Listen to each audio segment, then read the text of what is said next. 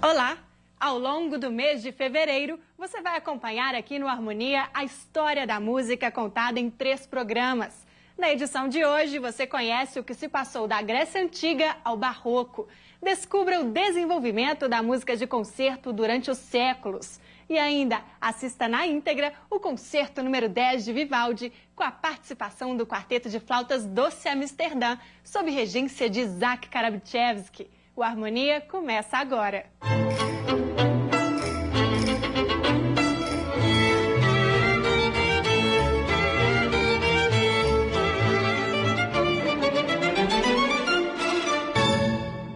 A civilização grega surgiu por volta de 2000 anos antes de Cristo, entre os mares Egeu, Jônico e Mediterrâneo, com a migração de tribos nômades de origem indo-europeia. A vida política dos gregos era caracterizada pelas cidades-estado, sendo Esparta e Atenas as 2 mais importantes. Em 197 a.C., os romanos decidiram intervir militarmente na Grécia, que ficou definitivamente submetida ao domínio de Roma. Mas os gregos, apesar disso, mantiveram a primazia cultural sobre o mundo antigo. Toda a cultura ocidental está diretamente ligada ao pensamento da Grécia Antiga. Com a história da música, não é diferente. Embora haja poucos registros do que era tocado na época, a Grécia nos deixou a base de toda a teoria musical que conhecemos hoje. A música grega é fundamentada na coletividade, na poesia e na dramaticidade. Eles lançam a primeira teorização em termos de escalas, em termos de organização da música deles em modos. Claro que já existia música parece que aparece junto com o homem, né? Mas eles são os primeiros a teorizar a respeito disso, aliás, a respeito de tudo, né? E é uma música que é ligada, sim, à tragédia, à língua grega. Os valores rítmicos, eles vão ser todos associados à sílaba da língua grega. O coro, ele tinha uma participação efetiva dentro da representação, né? Mas a música em si, ela podia ser feita de diversas maneiras, inclusive por aquele que era o protagonista.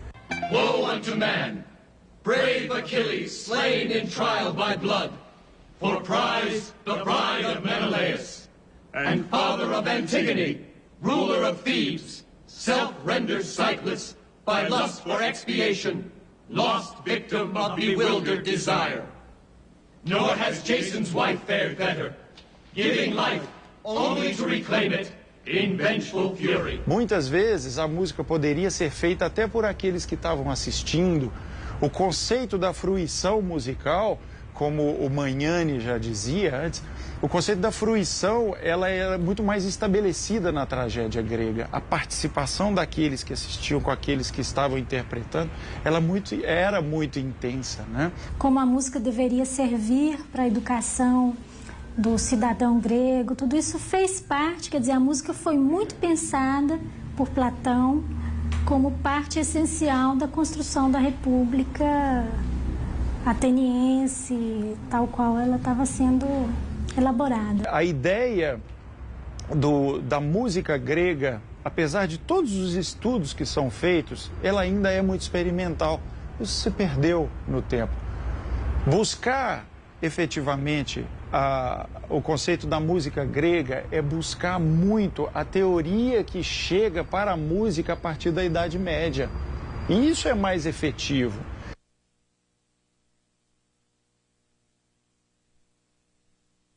Segundo a tradição, Roma foi fundada em 753 a.C. No século II, quando vivia seu apogeu, o Império Romano chegou a ter cerca de 1.600.000 habitantes. Já a cultura na Roma Antiga se fundamentava nos preceitos gregos, que se mantiveram desde a invasão. Sabe-se muito pouco sobre a música do Império Romano.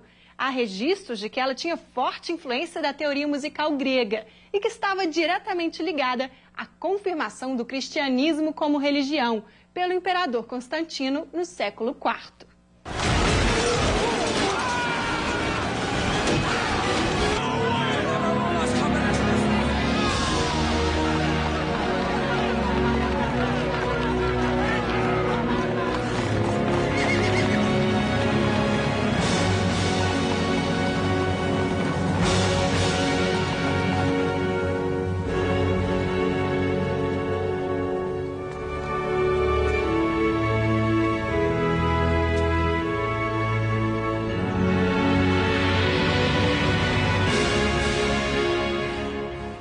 provavelmente a música que se praticava em Roma era muito parecida com a grega, mesmo por causa da influência da cultura, né? E do amor dos romanos pelo teatro grego. E os romanos, eles também tinham seus templos, também tinham seus cultos e absorveram enormemente da cultura grega. Mas principalmente no que diz respeito à teoria musical grega. Muito mais do que o modo como soava a música grega. Agora, e nesses 3 primeiros séculos, e principalmente a partir do 3º século, com o imperador Constantino, com toda a afirmação da religião cristã, ela teve uma influência muito grande da música oriental.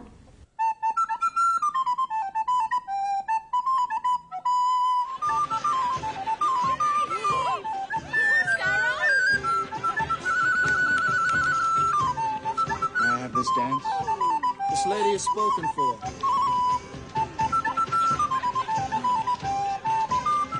A música que fica pra gente do período medieval é uma música mais profana e que vai entrar em contraste com o período que se segue, que é a Renascença, que vai ser uma época onde a música religiosa vai ficar mais em evidência. Claro que ela continua existindo, a música profana continua existindo, mas os grandes nomes desse outro período serão mais ligados à música religiosa. A Idade Média começa com a desintegração do Império Romano do Ocidente, no século V, e termina com a queda de Constantinopla, no século XV. A sociedade medieval era dividida em 3 classes: clérigos, nobres e servos. A arte deste período era bastante focada na religiosidade. Porém, temos ainda o registro de uma música profana, executada pelos trovadores e menestréis, que contavam suas histórias do dia a dia através de uma poesia cantada.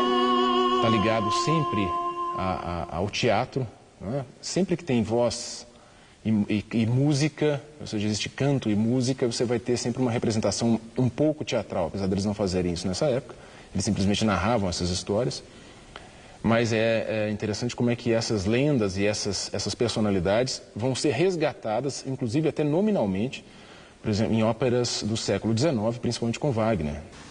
A Idade Média, por exemplo, a característica absoluta na arte em geral, no início, nos primórdios da Idade Média, até fases bem mais avançadas dela, é o anonimato, é o anônimo.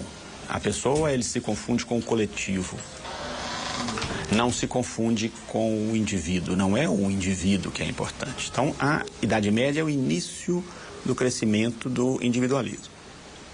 Então, são 3 palavras-chave: individualismo, razão e fé. O jogo dessas 3 palavras, dos significados dessas 3 palavras, eles representam toda a evolução do pensamento ocidental. E isso é muito claro na música.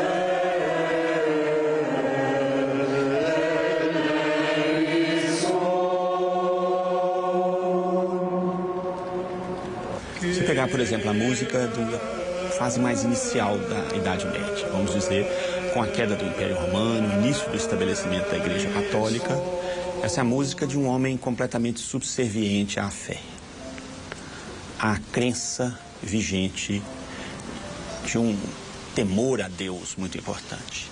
Então é uma música que não tem nenhum tipo de apelo ao corpo. É uma música espiritualizante. Ela não tem contrastes.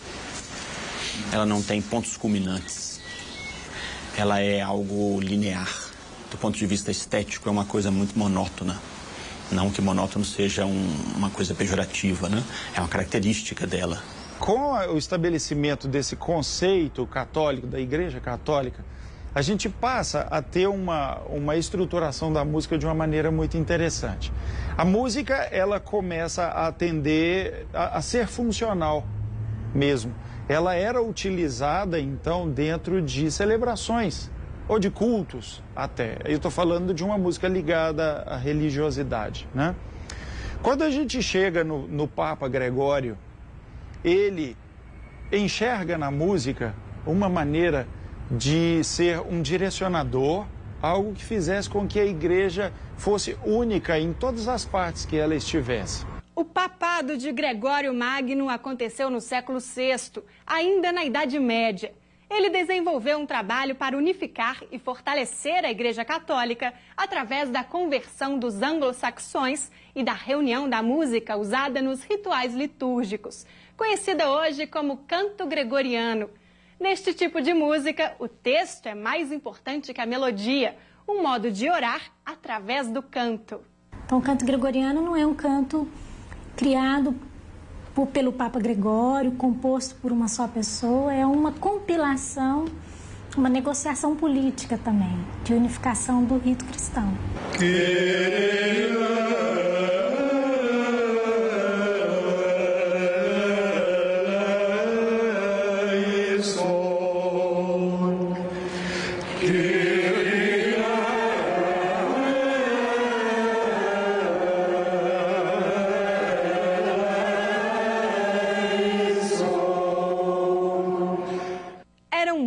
As manifestações musicais religiosas da Idade Média, como os cantos ambrosiano, bizantino, anglicano e o canto gótico, por exemplo. Este último surgiu no norte da Europa, já no final da Idade Média, e se caracterizava por ser uma música puramente vocal, mas cuja importância está diretamente associada à introdução da polifonia. A música gótica, o que a gente vai chamar de gótico, vai ser a primeira manifestação de polifonia. O gregoriano, ele é cantado homofonicamente, no sentido não homofonicamente só de colunas, ele é cantado em oitava ou em uníssono. Polifonia é simplesmente quando você junta mais de uma pessoa cantando e essas pessoas estão com melodias que são independentes uma da outra, mas que elas se juntam e passam a se interdepender, formando um todo. E o gótico não é tão claro na música, o gótico como é claro nas artes plásticas. A ogiva gótica, a catedral, cuja nave central ela predomina a dimensão vertical dela, a chamada perspectiva vertical, é quase que um símbolo direto da presença do homem. O homem reconhece Deus como Todo-Poderoso, mas ele se reconhece, então ele se coloca na base. A seguir, os períodos renascentista e barroco. É um minutinho só, o Harmonia volta já.